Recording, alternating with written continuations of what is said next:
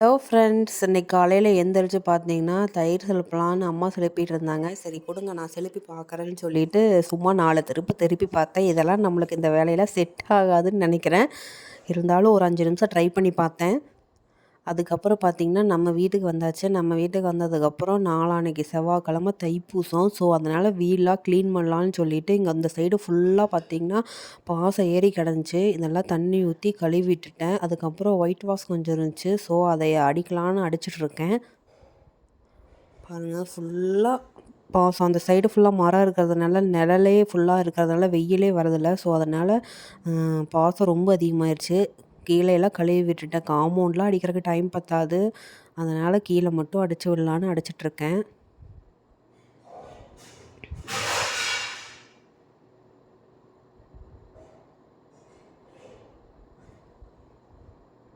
இது அடிக்கிறதுக்கே ரொம்ப நேரம் ஆகுன்னு நினைக்கிறேன்.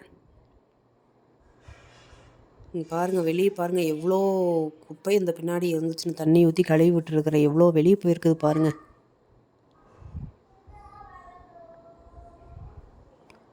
இந்த ஜன்னல் எல்லாமே க்ளீன் பண்ணிட்டேன். காலையில் வந்ததுலேருந்து இதுதான் எனக்கு வேலை இன்னைக்கு. வீடு சுத்தமாக இருந்தால் தான் ஃப்ரெண்ட்ஸ் மனதுக்கு ஒரு நிம்மதி கிடைக்கும். ஸோ நம்ம பெங்களூர்லேருந்து எப்போல்லாம் வரோமோ அப்போல்லாம் இப்படி சுற்றி என்னென்ன க்ளீன் இல்லாமல் இருக்கோ அதெல்லாம் க்ளீன் பண்ணுறது தான் என்னோடய வேலையே. பார்த்திங்கன்னா ஃபுல்லாக அடிச்சு விட்டுட்டேன். பாருங்கள் எப்படி இருக்குதுன்னு. காம்பவுண்ட் அடிச்சிருந்தா நான் நல்லா இருந்திருக்கும். ஸோ அதுக்கு டைம் பத்தாது, என்னால் முடியாது. அதனால் நான் அடிக்கலை இன்றைக்கி.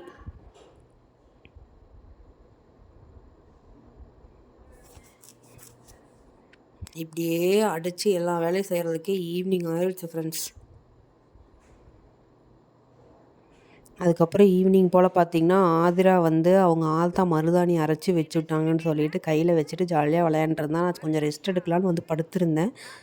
பாருங்கள், 2 கையிலையும் மருதாணி வச்சுட்டு போய் கழுவுறேன். அம்மாட்ட காட்டினதையும் போய் கழுவிடுவேன் அப்படின்னு சொல்லிட்டு நின்றுட்டுருக்கா. பாருங்கள், கழுவுறக்கு போகிறா பாருங்கள்.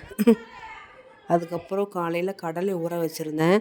அதை வேக வச்சு இந்த மாதிரி வெங்காயம், கொஞ்சமாக கேரட், கொஞ்சமாக புதினா, கொத்தமல்லி இதெல்லாம் ஆட் பண்ணி மிளகாத்தூளை ஆட் பண்ணி பொரி இருந்துச்சு. அதையும் ஆட் பண்ணி சாயந்தரம் ஈவினிங் எல்லோரும் சாப்பிட்டோம். அது ஒரு டேஸ்ட்டு செம்மையாக இருந்துச்சு ஃப்ரெண்ட்ஸ்.